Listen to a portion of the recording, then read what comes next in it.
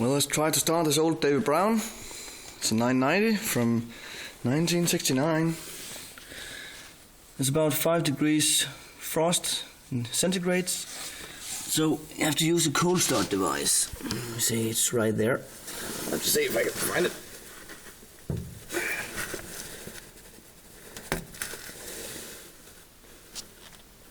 So it goes in like that. Gotta make sure she's neutral. Yeah. Then give it a little throttle. Push the stop in.